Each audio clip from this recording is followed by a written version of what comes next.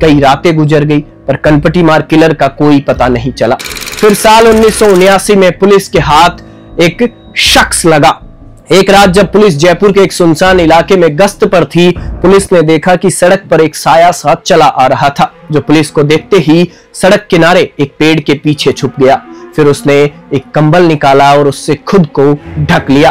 Police को पहले तो लगा कि ये उनकी टीम का ही कोई सिपाही है, लेकिन पुलिस तो कंबल लेकर आई ही नहीं थी।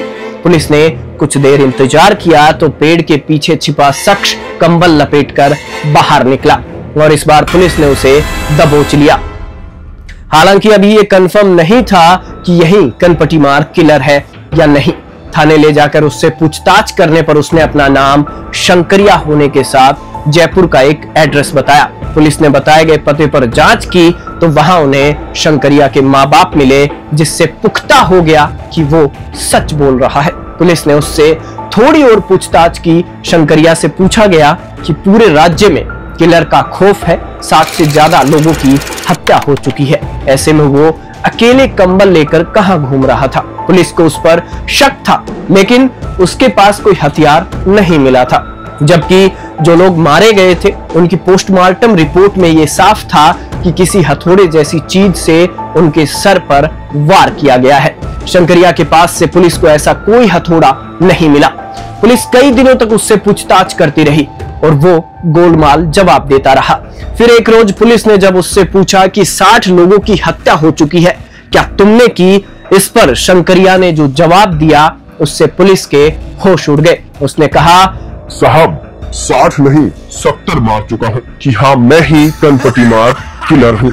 पुलिस को अब भी पक्का यकीन नहीं था कि एक 25 साल का दुबला पतला देखने में ठीक ठाक सा लड़का ऐसा कर सकता है। पुलिस ने उससे हथौड़े के बारे में पूछा। शंकरिया पुलिस को उसी जगह ले गया जहां वो छिपकर बैठा था और तलाशी में वहीं झाड़ी के पीछे से उसने एक हथौड़ा निकाला और पुलिस के सामने रख दिया।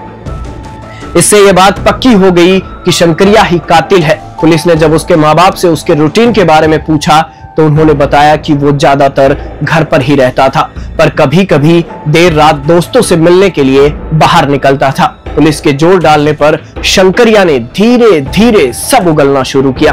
उसे 70 में से 50 मर्डर की तो तारीख तक याद थी। हालांकि अदालत में पुलिस 70 में से बस 63 मर्डर के सबूत सामने रख पाई। शंकरिया से इन कत्लों की वजह पूछने पर उसने बताया कि जब वो हथौड़े से लोगों को मारता तो वो चीखते थे, इससे उसे मजा आता था। एक जगह वो कहता है कि मरने वालों की चीख उसे किसी संगीत की धुन जैसी लगती थी। देखिए, ये शंकरिया जिसे हथौड़ा मार कहा गया था, वास्तव में हथौड़े से कोई हत्या नहीं करता था, लेकिन लोगों ने कल्पना बना ली भी सिर में ऐसी चोट लगी है कि हथौड़े से ही मारी हो, हथौड़ा नहीं मारता था। ये शंकरिया श्री कर्णपुर का रिक्शा चालक था, बिल्कुल गरीब आदमी था, फिजिकली बहुत पतला व ज़्यादा लंबा भी नहीं था। और ये मोस्टली जो पहला उसने मर्डर किया वो सिर्फ पैसों के लिए किया था, तो वो पैसों के लिए मर्डर करता था। ये बात भी उसने कबूल की मेरे सामने जब मैं उसका वकील था। तब कुछ मेरे को सुकून मिलता है जब आदमी तड़पता है, पर मेन उद्देश्य उसका ये था कि वो पैसों के लिए ही हत्या करता था। कर्णपुर का रहने वाला था और उसने कर्णपुर के अलावा इस गंगानगर के अलावा पंजाब में भी कई इस प्रकार की हत्याएं की थी। ऐसा है कि कहाँ पकड़ा गया पहली बार ये तो मेरे को पता नहीं, लेकिन सादुल शहर के पास गुरुद्वारा है तख्त हजारा गाँव में, उसके माँ उसे एक ग्रंथी की या एक पाठक की हत्या की थी।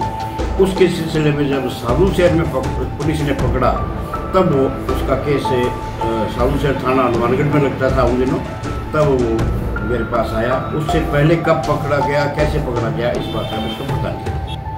ऐसा है कि डर का माहौल का तो यूँ देख लीजिए कि उन दिनों भयंकर गर्मी थी, लोगों ने अपने घर से बाहर बाखड़ में या खुले में सोना बंद कर दिया था। सब घर के अंदर बंद करके सोते थे, क्योंकि उनको ये पता था कि हथौड़ा मार आ करके नहीं आ जाए। जबकि वास्तविकता ये थी कि वो किसी भी पारिवारिक आदमी को नहीं मारता था। वो पहले रेकी करता था, गांव से बाहर जितने भी गुरुद्वारे या कोई साध का डेरा या कोई संत की जगह है, वहाँ जाता, देखता, जहाँ उसे ये पता चलता कि रात को ये व्यक्ति अकेला सोता है तो उसको अपना निशाना बनाता था।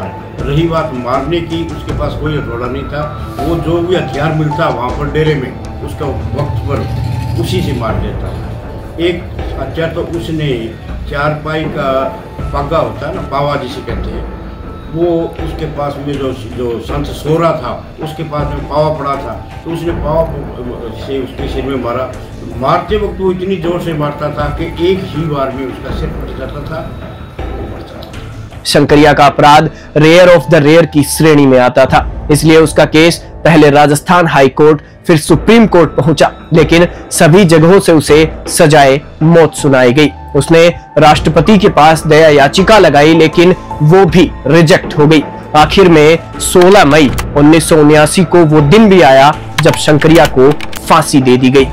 देखिए, उसकी सजा कब हुई, ये तो गंगानगर में, जब हनुमानगढ़ में उन दिनों सेशन कोर्ट नहीं थी, इसलिए कमिटी प्रोसीडिंग के तहत हनुमानगढ़ में उसकी कार्रवाई चली थी। उसका मैं वकील था। बिफोर चार्ज उसकी जो कार्रवाई हुई या मुकदमा चला उसमें मैं वकील था। गंगानगर में श्री गणपत राम जी वकील थे जो नहीं रहे, स्वर्गवास हो चुके हैं। और वहाँ गंगानगर में जब ट्रायल हुआ तब उसको फांसी की सजा हुई। उससे पहले मैं आपको ये बता दूं कि जब उसका पुलिस रिमांड मांगा गया था या उसके बयान की पूछताछ की गई थी मजिस्ट्रेट के द्वारा, तो उसने ये स्वीकार कर दिया था कि मैंने मर्डर किया। मजिस्ट्रेट साहब ने उनको कहा, उस शंकरिया को, कि भी अगर आप स्वीकार करने के लिए आप बातें नहीं है, आप सोच कर बात करें। तो उसने कहा जी बातें करने से कोई बात नहीं है, अगर इस केस में आप मेरे को पुलिस कस्टडी नहीं दोगे तो दूसरे केस में ले लेंगे, और मैंने जो किया है उसको अब मेरे को पछतावा भी नहीं है, मैं उसका हाँ कर रहा हूँ। और उसने उसी वक्त कबूल कर दिया था। उस कन्फेशन के बेस के ऊपर ये उसके खिलाफ कोई एविडेंस नहीं थी गंगानगर में, लेकिन सिर्फ जुडिशियल कन्फेशन के कारण उसको सजा दी। शंकरिया केस की खास बात यह भी थी कि ये देश के इतिहास में सबसे स्पीडी ट्रायल्स में से एक था जिनमें सजाए मौत दी गई थी। जनवरी 1979 में वो पकड़ा गया था और मई में उसे फांसी दे दी गई। तब शंकरिया की उम्र मात्र 27 साल थी। पॉल सिम्पसन की किताब द सीरियल किलर फाइल्स के अनुसार मरने से पहले शंकरिया अपने किए पर शर्मिंदा था। मरने से कुछ वक्त पहले उसने एक पुलिस वाले से कहा था कि मैंने जो हत्याएं की वो बेवजह थी, मैं नहीं चाहता कोई मेरे जैसा बने। शंकरिया चला गया। हालांकि उत्तर भारत के इलाकों में कनपटी मार का खौफ कई सालों तक बरकरार रहा। हत्या का कोई केस सामने आता सबसे पहले अफवाह फैलती कि कनपटी मार फिर से आ गया है। सीरियल किलिंग का यह केस देश के सबसे खूंखार अपराध की कहानी है जो राजस्थान में आज भी सुनाई दे जाती है। कुछ वक्त पहले अमेजन पर रिलीज हुई पाताल लोक सीरीज का कैरेक्टर हथौड़ा त्यागी का किरदार कनपटी मार शंकरिया पर ही बेस्ड था। ये थी राजस्थान के सबसे खूंखार सीरियल किलर की कहानी जो आज हमने आपको बताई है। एक बार फिर से हाजिर होंगे ऐसे ही सीरियल किलिंग से जुड़े हुए खतरनाक अपराधियों की कहानी को लेकर। इसके लिए आप देखते रहिए News 21 और वीडियो को देखने के लिए आपका बहुत बहुत धन्यवाद।